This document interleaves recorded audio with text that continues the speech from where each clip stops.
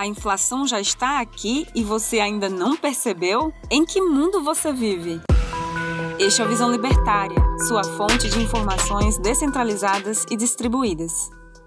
Em 1922, a Alemanha, pós-Primeira Guerra Mundial, em dificuldades de pagar os danos causados pela guerra, combinado com a diminuição da produtividade pela França ter ocupado a área mais industrial do país, fez com que o país imprimisse dinheiro para pagar suas contas. Qual foi o efeito prático dessa medida? Simples. Tornou-se mais barato usar as cédulas como combustível para aquecer suas casas do que comprar lenha com elas. Em 1945, a Hungria, devastada pela Segunda Guerra Mundial, com metade de suas fábricas e empresas destruídas, decidiu imprimir dinheiro para emprestar às pessoas para que pudessem reconstruir o país. Isso fez com que o florim perdesse tanto o seu valor que a cada 15 horas os preços dobravam. Em 92, na antiga Iugoslávia, com a quebra da União Soviética e em conflito com a Croácia e a Bósnia, o governo passou a imprimir muito dinheiro. Você já deve saber o que veio depois. Em 2007, o Zimbábue passou leis de reforma agrária, ou seja, confisco de terras, que fez com que capital saísse do país, o que causou um aumento de preços, principalmente de insumos agrícolas.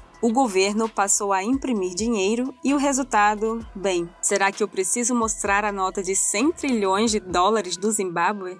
Em 2009, a Coreia do Norte sofreu muito com as inundações e secas, imprimiu dinheiro e veio a hiperinflação, matando milhões de fome. Já em 2016, a Venezuela, para pagar os gastos exorbitantes do governo, passou a imprimir dinheiro. Resultado, venezuelanos comendo lixo. Todos esses exemplos têm algo em comum: uma crise causada pelo Estado, seja por guerra ou por leis idiotas, seguida de uma redução na produtividade do país, que foi usada como justificativa para imprimir dinheiro. Isso causou hiperinflação, levando as pessoas a abandonar o uso da moeda estatal ou até mesmo a queda de certos governos. Hoje, estamos vendo o mesmo ciclo acontecer em escala global, mas vamos focar nos Estados Unidos, já que o dólar é a moeda global e as decisões do Fed afetam todas as economias no mundo. Por causa do grande acontecimento do último ano e das medidas adotadas pelos governos, milhões de empresas americanas faliram. Isso sem falar de certos setores, como por exemplo o de turismo, que estão praticamente mortos e não esperam qualquer retorno por um longo tempo.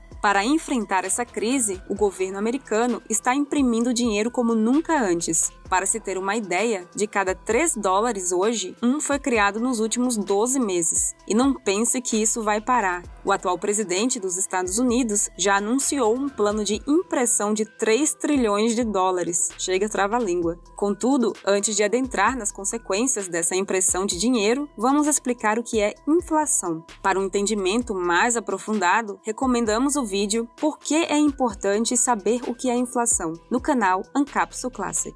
Para simplificar, a inflação é definida por alguns economistas como aumento generalizado dos preços. Porém, essa definição é incompleta. Os preços podem aumentar ou diminuir com base na lei da oferta e demanda. Então, um aumento generalizado de preços quer dizer que todas as pessoas estão demandando mais ou que todos os produtos tiveram uma redução em sua demanda? Claro que não. O dinheiro é utilizado para representar o preço das coisas para facilitar as transações.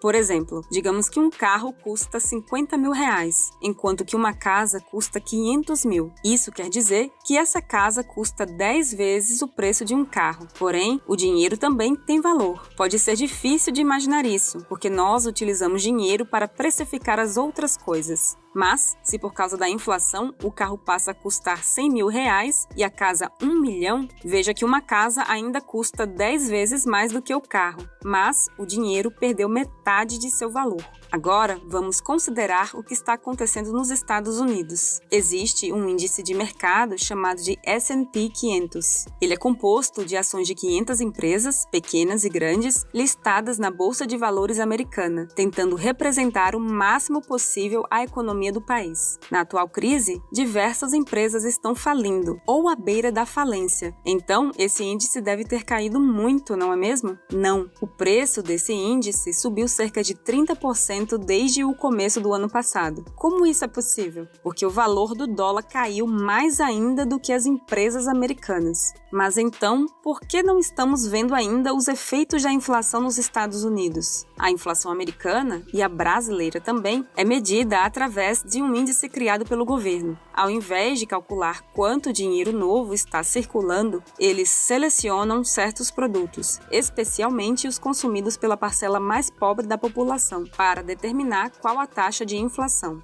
Nos Estados Unidos, eles usam o Consumer Price Index, ou CPI, e aqui no Brasil temos o Índice de Preços para o Consumidor Amplo, o tal do IPCA. Segundo esses índices estatais, a inflação está abaixo de 3% nos Estados Unidos e menos de 5% no Brasil. Mas é claro que esses números não representam a realidade, apenas o quanto as políticas de impressão de dinheiro afetam certos grupos de pessoas. Considere, por exemplo, o quanto aumentaram os preços de certos materiais. O minério de ferro subiu 112%, o preço da madeira 256%, o milho teve uma subida de 91% e a soja de 74%. Esses materiais são a base para diversos produtos, inclusive produtos que fazem parte do CPI ou IPCA. Então, como a inflação ainda está tão baixa? Segundo a CNBC, os americanos tiveram um recorde de 33% na poupança. Pessoas estão gastando menos e poupando, tanto pelo medo do futuro, como por causa da impossibilidade física de sair e gastar seu dinheiro. Mas é claro que isso não vai durar para sempre. Quando as coisas voltarem ao normal, se aqui vão voltar, as pessoas vão gastar essas economias muito rápido. Até nos exemplos apresentados no início, a hiperinflação começou 1 ou 2 anos após o início da impressão de dinheiro. Ainda assim, tem um ponto que vale a pena considerar. O dólar é a moeda de reserva mundial. A demanda por dólares não está contida somente nos Estados Unidos. Na verdade, estima-se que cerca de 7 trilhões de dólares circulam fora dos Estados Unidos, sendo 3 trilhões só na China. Isso acontece porque, ao final da Segunda Guerra, os Estados Unidos receberam muito ouro do resto do mundo para pagar pelas armas que eles forneceram, de forma que os países não tinham como lastrear sua moeda em ouro. Então passaram a lastreá-la em dólar, e o dólar era a única moeda com lastro em ouro. Entretanto, nos anos 70, esse lastro acabou com o fim do acordo de Bretton Woods, que merece um artigo próprio só para ele. Por causa disso, praticamente todas as trocas internacionais são feitas em dólar. Mas essa demanda global também tem um limite e também não protege os Estados Unidos de uma baixa na produtividade global causada por uma pandemia mundial. Agora, como se proteger disso? Antes de prosseguirmos, temos que avisar que não somos um canal de investimento e você nunca deveria basear seus investimentos em um vídeo do YouTube. Cabe a você estudar quais são as melhores opções para investir seu dinheiro. Agora, para a prática. Se você for alguém com uma boa condição financeira e com facilidade em obter crédito, pode comprar algo como um imóvel, financiando os pagamentos no máximo de prestações possível. Para exemplificar, vamos pegar o primeiro exemplo lá no início. Digamos que você queria comprar uma casa na Alemanha em 1920. Você encontra uma por 50 mil marcos. Você paga 10 mil marcos como entrada e parcela os outros 40 mil em 10 anos. Em 1922, por causa da hiperinflação, se você vendesse uma bola de gude para uma criança no meio da rua, o dinheiro recebido seria capaz de pagar a sua dívida toda com um banco à vista, 2.000 vezes. Na realidade, você comprou um imóvel que valia 50 mil marcos em 1920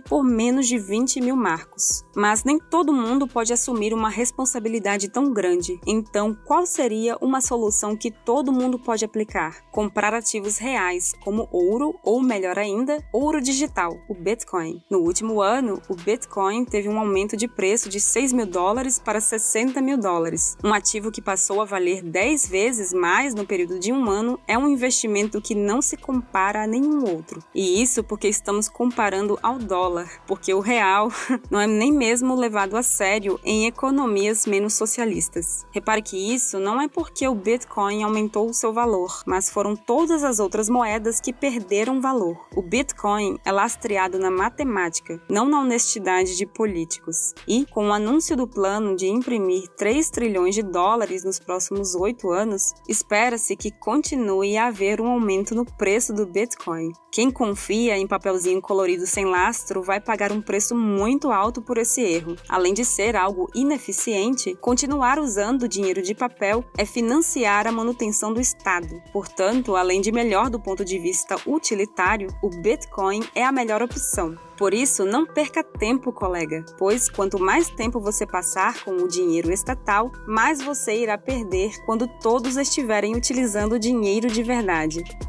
Obrigada por sua audiência. Este artigo foi sugerido e escrito por Liberoad, revisado por Paulo Almeida e narrado por Baby Yoda. Se você gosta do nosso conteúdo, inscreva-se no canal e clique no ícone de campainha para não perder os próximos vídeos. Se você quiser contribuir com o canal e sugerir uma pauta, vá ao nosso site visãolibertaria.com. Até a próxima!